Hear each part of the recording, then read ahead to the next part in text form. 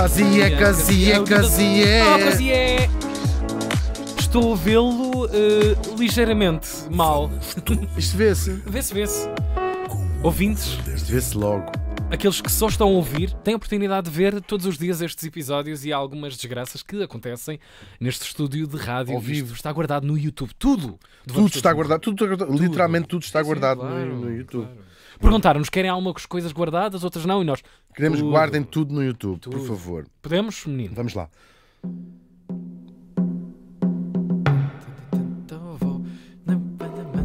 A minha avó gosta. Isto era a dança da tua avó.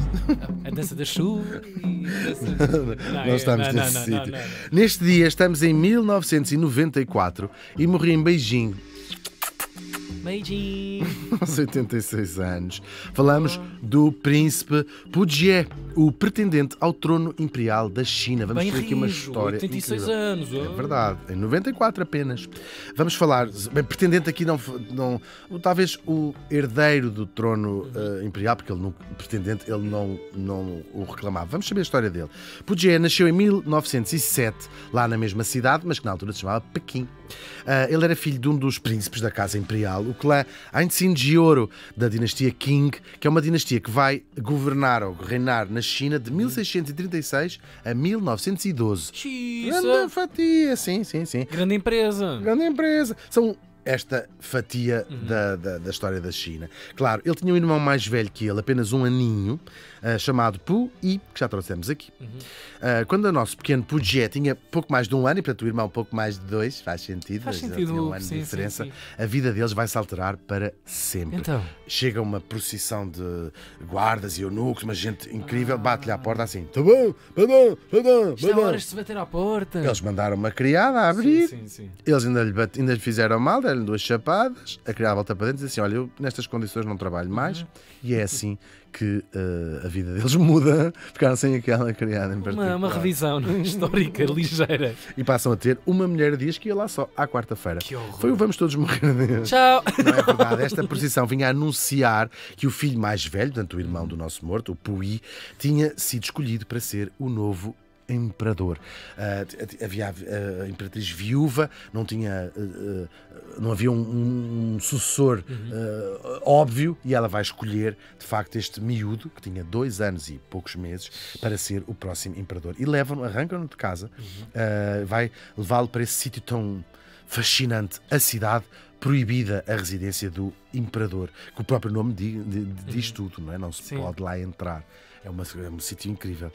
O miúdo chorou, esprendeu. Estavam a levá-lo do pai e da mãe, não é? Só essa quando Foi um bico de obra para levá-lo. Claro, não há leitura de Ele não queria estou a ir. ir para ser Claro, imperador. nós estamos aqui Sim. e não podemos reconhecer. O Bertolucci tem um filme que conta toda esta história, O Último Imperador, que Sim, estamos o a ouvir Imperador, precisamente. claro, a banda sonora. A banda sonora, claro, quem quiser ver ou quem não viu ainda, veja que é um filme muito impressionante. Foi mesmo, só conseguiram convencer o miúdo, levando a ama dele, a ama de leite, que era uma coisa que existia, não é? Sim. E então, só com ela é que ele lá aceitou lá ir e lá foi para a cidade proibida, e a relação com os pais ficou cortada. Com o nosso pequeno Pugie, com o irmão, não ficou cortada. Eles ainda se visitam algumas vezes lá naquela loucura absoluta que era a cidade proibida. O miúdo tinha passado a cerimónia da coroação toda a chorar. Claro, é um miúdo de 2 anos, imagina isto.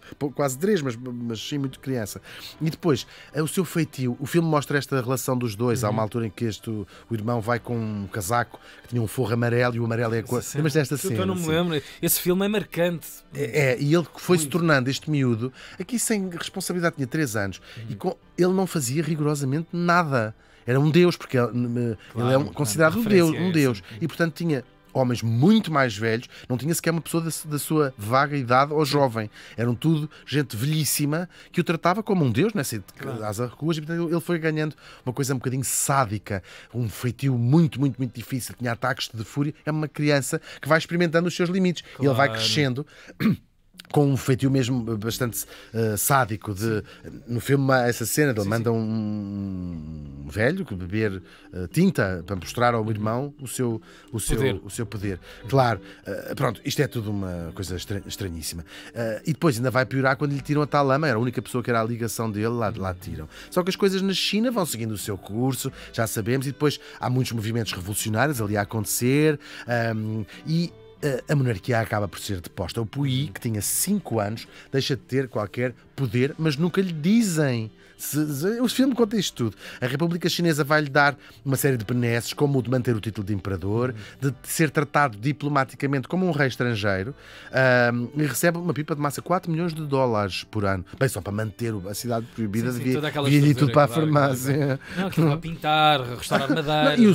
Sim, pessoal, custos de pessoal, custos de grelha. Estás a brincar, mas é mesmo verdade. As centenas de pessoas trabalhando na cidade proibida. Milhares, sim. E ele continua a poder morar na cidade proibida, mas só numa ala, que ainda assim é maior que a vossas casas.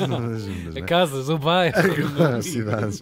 Agora, a verdade é que nunca ninguém lhe disse. Não lhe disseram. Ele tinha 5 anos também, não é? Isto é tudo, e portanto ele continua. É fascinante. Esta história é mesmo fascinante. E ele continua-se a achar a última bolacha do pacote, e os criados, os criados do imperador, ali à volta, continuavam a fazer como se ele fosse o seu Deus, e acreditavam lá dentro que era, com certeza. Agora, como havia incerteza na China depois da Revolução, que ainda não é a Revolução do Mao, isso só acontece em 49. Estas primeiras revoluções republicanas vão fazer, se calhar um dia vamos querer restaurar a família imperial, mas noutro modelo, uma monarquia constitucional. Andavam indecisos. Ficou ali em latência.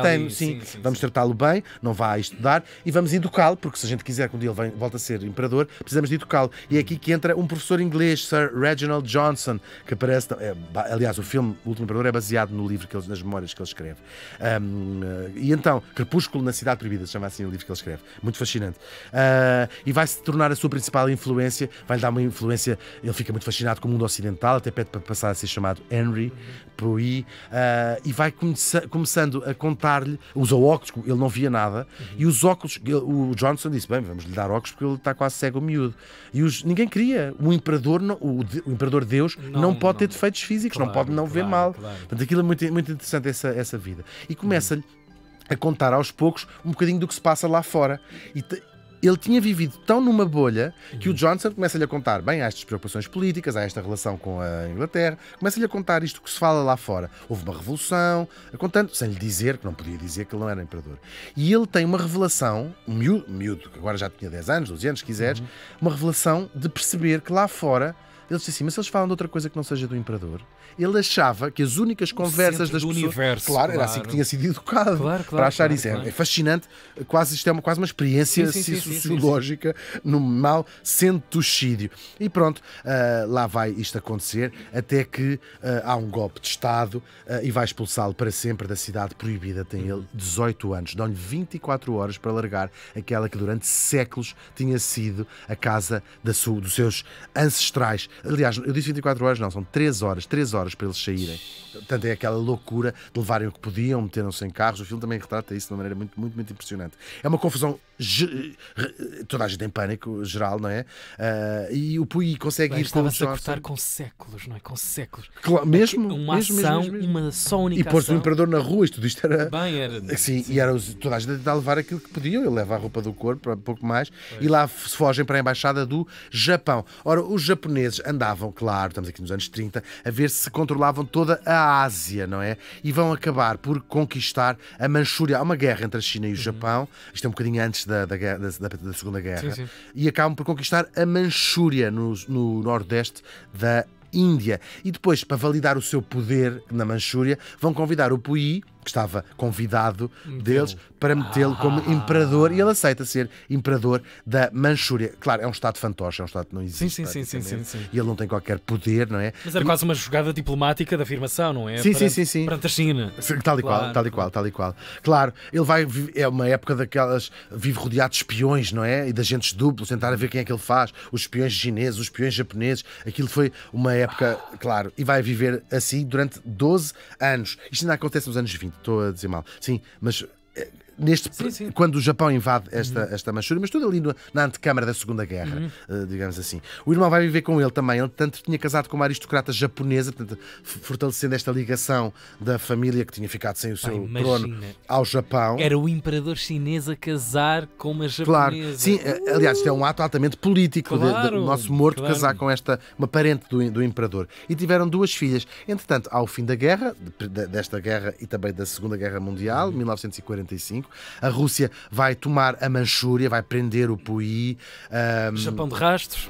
Claro, perdeu a guerra, claro. Eles prendem o Puyi, levam-no para uma prisão, só que prendem-no com os seus 20 criados, porque ele continua a viver mais ou menos como um imperador, apesar de lá com os falta às riscas, mas lá está. E o irmão, o nosso morto, também é preso. Até que vai-se estabelecer uma nova república comunista na China, como disse em 49, pelo Mao. Agora já Mao, eles vão ser extraditados da União Soviética para a China e aí vão conhecer, de facto, uma prisão sério num dos famosos campos de reeducação para... nós sabemos o que são, não é? Claro. De fazer essa apologia do comunismo. O imperador, ele escreve, o próprio Mao incentiva-o a escrever as suas memórias. Um livro, olha, vale mesmo a pena ler quem gosta disto tudo. Chama-se De Imperador a Cidadão, umas memórias que ele escreveu. Já havia muita gente, quando era mais intelectualizada, que era um ato de contrição. Ou seja, tinhas de dizer, eu era péssimo, eu era nobre, eu tinha não sei quantos criados, eu tratava mal os meus criados, eu às vezes não lhes pagava à sexta-feira, eu não sei, essas coisas assim. No caso dele, era fazer uma coisa que talvez lhe tenha custado. Eu penso que ele fez por cobardia e não por convicção. Sim. Disse mal de todos a sua dinastia. Disse isto não havia direito de haver imperadores, o imperador não é um deus. Claramente orquestrado, porque tinha a cabeça a prémio. Eu acho que era mesmo isso. E ele tinha sofrido muito bullying na prisão. Tu quase tens pena, não tens pena, mas tu quase pomos na pele de um tipo que aos 2 anos tinha sido isto. Não é? Ele não sabia, ele na prisão mandavam-no dizer assim, ata os teus próprios... Porque ele ficava com os sapatos desatados, sem saber o que fazer, não sabia atar os sapatos. Com 40 anos, não é? E então gozavam com ele, sofreu assim uma data de bullying. Dá pena e não dá, os regimes são assim mesmo. E depois, claro, ele vai ser libertado, aquele que tinha sido o homem mais poderoso do Império, não é? Um deus, e vai trabalhar, tem assim uma série de empregos, mas vive uma vida muito humilde, um pequeno salário, e morre num pequeníssimo apartamento em Beijing, sem filhos. O nosso morto também passou 15 anos preso e volta também à vida civil. Ele vai fazer um percurso um bocadinho diferente do irmão, vai se alistar no Partido Comunista e vai ter cargos até de alguma importância. E claro, vai passar a ser o chefe, como o irmão morreu sem filhos, da família Ansi de Ouro, e que o irmão tinha morrido em 67. Uma das filhas do nosso morto ainda é viva hoje, portanto, uma sobrinha do imperador. A outra morreu numa história de amor tristíssima, um love suicide. Sabes o que é uma coisa que acontece? Ela, meia japonesa, meia chinesa, apaixonou-se por um plebeu. E os pais não queriam que ela casasse, sim. E, portanto, elas fazem aquelas coisas que foi um escândalo na altura. Foram para uma floresta e os dois decidiram pôr fim à sua própria vida, que é uma coisa que existe no Japão. Existe noutros florestas sítios. Mesmo para esse propósito. É verdade, mas no Japão é uma coisa. Eles têm até um nome. Há um nome. Sim, é verdade. Agora, depois do nosso Puyi, que também morreu em 94, como dissemos, o presidente outono passou a ser um outro irmão e hoje é um filho dele que vive discretamente em Beijing, como qualquer outro cidadão. Tem o seu emprego, tem o seu apartamentozito, lá faz os seus noodles. Claro. Tem um cartãozinho para testar o carro, outro para lavar. Se calhar nem carro tem. Não, tem um cartãozinho daqueles das pizzas, de quando faz 10, a 11ª. É mais por aí. Sim, acontece, é a vida. E vive na cidade onde os seus antepassados governaram durante séculos e séculos. É mais a que se junta vou dizer uma centena, talvez, de pessoas no mundo inteiro, em todos os continentes, que seriam reis ou imperadores se os seus reinos e impérios não tivessem chegado ao fim. Eu acho que são as pessoas que ficam de uma página que foi virada e que ficam quase suspensas. Mas lá estão e lá existem os netos de quem? Do Shah da Pérsia, os netos do rei do Iraque ou do sultão do Império Otomano, o imperador do Império Austro-Húngaro, os netos do imperador do Brasil, do imperador da Etiópia, do imperador da Coreia, dos netos do rei de França, dos reis de Itália e até dos reis de Portugal. Gente a quem a lotaria genética tinha destinado a ficar na história, mas a quem a história, hélas, trocou as voltas. O príncipe Puyi morreu faz hoje 30 anos.